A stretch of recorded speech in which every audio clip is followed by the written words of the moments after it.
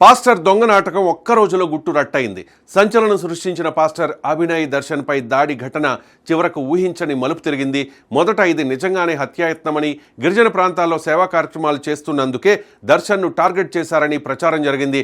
సామాజిక మాధ్యమాల్లో వైరల్ అయిన వీడియోలు, రక్తపు మరకలు, కారు అద్దాలు పగిలిన దృశ్యాలు చూసి చాలామంది నిజంగానే పాస్టర్పై దాడి జరిగిందని నమ్మారు. కానీ పోలీసులు దర్యాప్తు ప్రారంభించగానే అసలు కథ బయటపడింది. చివరకు ఈ మొత్తం వ్యవహారం ఒక ప్రీ ప్లాన్డ్ డ్రామాగా తేలిపోయింది. కడపకు చెందిన పాస్టర్, అలాగే నటుడిగా చెప్పుకునే అభినయ్ దర్శన్ కొంతకాలంగా అల్లూరు సీతారామరాజు జిల్లాలో పర్యటిస్తూ గిరిజన సమస్యలపై మాట్లాడుతూ ఉన్నాడు. తనను భరోసా పార్టీ అధ్యక్షుడిగా పరిచయం చేసుకుంటూ గిరిజన ప్రాంతాల్లో సేవ చేస్తూ ఉన్నానని చెబుతూ వీడియోలు విడుదల చేస్తూ ఉన్నాడు.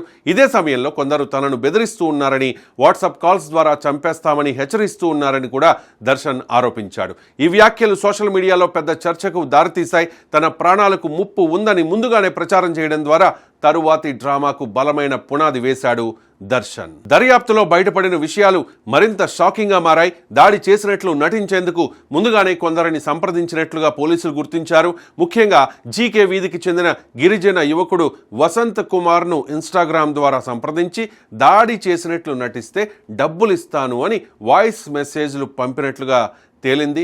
ఏ సీన్ ఎలా ఉండాలి, ఎక్కడ నిలబడాలి, ఎలా అరవాలి, ఎలా దాడి చేసినట్లు చూపించాలి అనే వివరాలన్నీ ముందే చెప్పినట్లుగా పోలీసులు చెబుతూ ఉన్నారు. కథ, స్క్రీన్ ప్లే, దర్శకత్వం అన్ని అభినయ్ దర్శన్దేనని దర్యాప్తు అధికారులు స్పష్టం చేస్తూ ఉన్నారు. ఈ వ్యవహారంలో డబ్బుల లావాదేవీలు కూడా బయటపడ్డాయి. నటించిన వారికి ఫోన్పే ద్వారా చెల్లింపులు చేసినట్లుగా పోలీసులు ఆధారాలు సేకరించారు.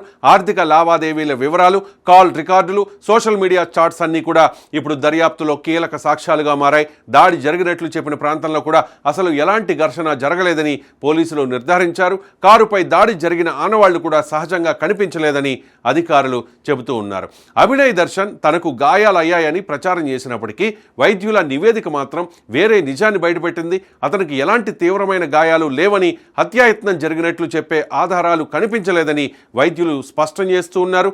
ఆసుపత్రి బెడ్పై తీసిన ఫోటోలు, వీడియోలు కూడా ఇప్పుడు అనుమానాస్పదంగా మారాయి. సోషల్ మీడియాలో సానుభూతి పొందేందుకు ముందే ప్లాన్ చేసి ఈ డ్రామాలు ఆడాడు దర్శన్. ఈ ఘటన వెనుక అసలు ఉద్దేశం ఏమిటి అన్నదే ఇప్పుడు పెద్ద ప్రశ్నగా మారింది. రాష్ట్ర ప్రభుత్వంపై బురద జల్లడం, రాజకీయంగా ఉద్రిక్తత సృష్టించడం, గిరిజన ప్రాంతాల్లో అస్థిరత ఉందనే భావన కల్పించడం కోసం ఈ డ్రామా ఆడించారా అనే కోణంలో పోలీసులు విచారణ చేస్తూ ఉన్నారు.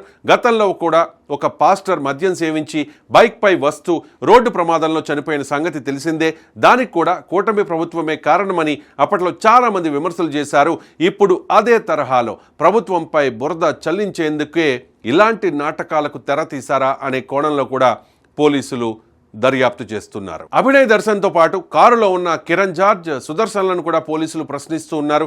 దాడి చేసినట్లు నటించిన వ్యక్తులను విడిగా విచారిస్తూ ఉన్నారు. ఇంకా ఎవరి ప్రమేయం ఉందన్న దానిపై లోతుగా దర్యాప్తు కొనసాగుతోంది. డీజీపీ హరీష్ కుమార్ గుప్తా కూడా ఈ కేసుపై స్పందించారు. అన్ని కోణాల్లో విచారణ జరుగుతోందని తెలిపారు. అభినయ్ దర్శన్తో పాటు సహకరించిన వారిని పోలీసులు అదుపులోకి తీసుకుని చింతపల్లి పోలీస్ స్టేషన్కు తరలించారు. సైబర్ ఆధారాలు, బ్యాంకింగ్ లావాదేవీలు, సోషల్ మీడియా ప్రచారం అన్నిటినీ పోలీసులు సేకరిస్తూ ఉన్నారు. ఈ ఘటన బయటపడిన తర్వాత సోషల్ మీడియాలో కూడా పెద్ద చర్చ మొదలైంది.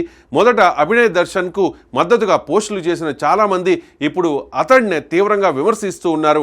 కొందరు సినిమా షూటింగ్లా డ్రామా ప్లాన్ చేశాడు అంటూ కామెంట్లు చేస్తూ ఉన్నారు. మరికొందరు ఇలాంటి తప్పుడు ప్రచారాలు నిజంగా బాధపడుతూ ఉన్న వారి విశ్వసనీయతను దెబ్బతీస్తాయని అంటూ ఉన్నారు. గిరిజన ప్రాంతాల సమస్యలను నిజాయితీగా ప్రస్తావించాల్సిన సమయంలో ఇలాంటి నాటకాలు ప్రజల్లో గందరగోళం సృష్టిస్తాయని అభిప్రాయపడుతూ ఉన్నారు.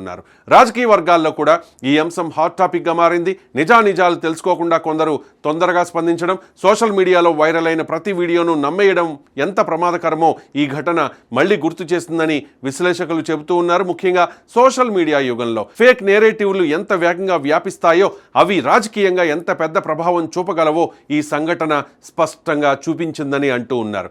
మాజీ ఎంపీ హర్ష్ కుమార్ కూడా దర్శన్ అంశంపై సోషల్ మీడియాలో పోస్ట్ చేశారు. ఆ తర్వాత ఇదంతా డ్రామా అని తెలిసి క్షమాపణ కోరి తన పోస్ట్ను డిలీట్ చేశారు.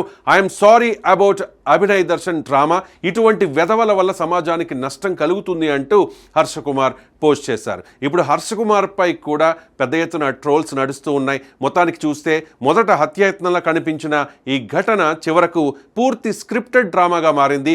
కథ ముందే రాసుకున్నారు, పాత్రలు ముందే ఫిక్స్ చేసుకున్నారు. చేశారు. దాడి సీన్ ముందే ప్లాన్ చేసుకున్నారు.